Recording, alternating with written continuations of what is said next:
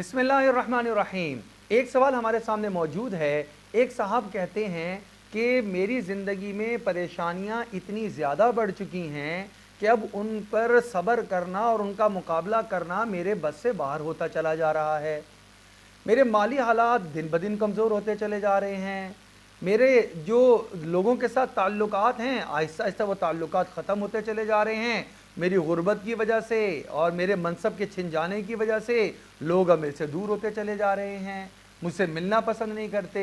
वो लोग जो कभी आकर मुझसे मिलकर बड़ी खुशी का इजहार करते थे और मेरे पास बैठकर चाय पीना अपने लिए फ़ख्र का बाइस समझते थे, अब मेरे कारोबार के ख़त्म हो जाने की वजह से और मेरे हालात के कमज़ोर हो जाने की वजह से मेरे से मुंह मोड़ के चले जाते हैं, सामने से गुजर जाते हैं, सलाम भी नहीं करते। मेरे दिल के ऊपर इसका बड़ा शदीद असर होता है और मुझे अपना वो वक्त याद आता है।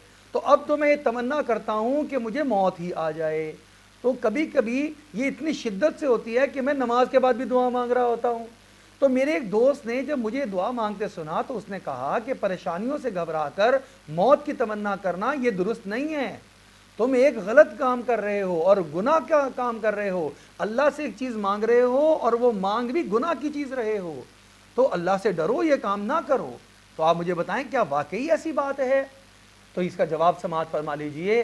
देखिए, तकालीफ के ऊपर जो सब्र करने वाले के लिए अजर है वो इतना ज़्यादा है कि जिसका तसव्वुर भी नहीं किया जा सकता।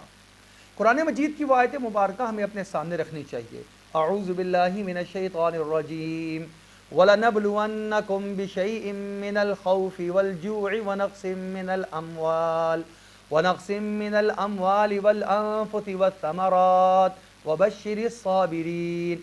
अलबत्ता हम ज़रूर बिज़रूर आज़माएंगे तुम लोगों को, कभी खौफ देकर थोड़ा सा, कभी भूख देकर, कभी तुम्हारे माल में कमी लाकर, कभी तुम्हारी जान में कोई नुक्स पैदा करके, कभी तुम्हारे फल, तुम्हारे समरे, तुम्हारे कारोबार और तुम्हारे स्टेटस में कुछ कमी लाकर हम तुम्हें आजमाएंगे।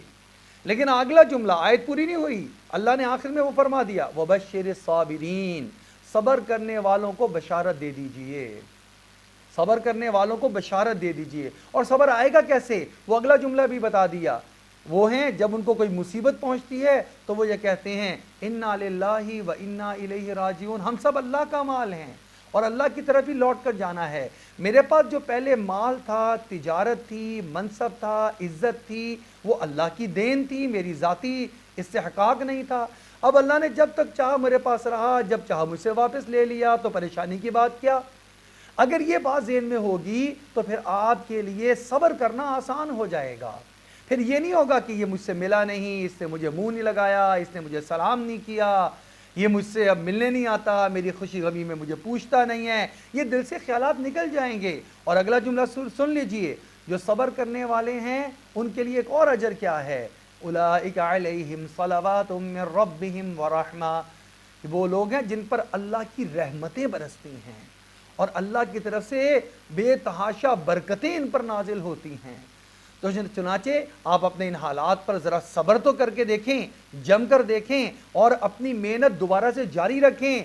अगर अल्लाह को मंजूर हुआ, बहुत जल्द आप दोबारा अपने पैरों पे खड़े होंगे, दोबारा आप वो खोया हुआ अपना मकाम और वो इज़्ज़त और वो मालो दौलत इंशाअल्लाह दोबारा हासिल कर लेंगे। अल्लाह जल्ल शानू से दुआ है, अल्लाह जल्ल शानू हमें मायूस होकर मौत की तमन्ना करने की बजाय हिम्मत करके, आगे बढ़ के, मेहनत करके अपना खोया हुआ मकाम हासिल करने की तौफीक अता फरमा दे। ये शरीयत की रहनुमाई है। अल्लाह हमें शरीयत की रहनुमाई के मुताबिक अपनी ज़िंदगी गुजारने की तौफीक अता फरमाए। आमीन सुम्मा आमीन।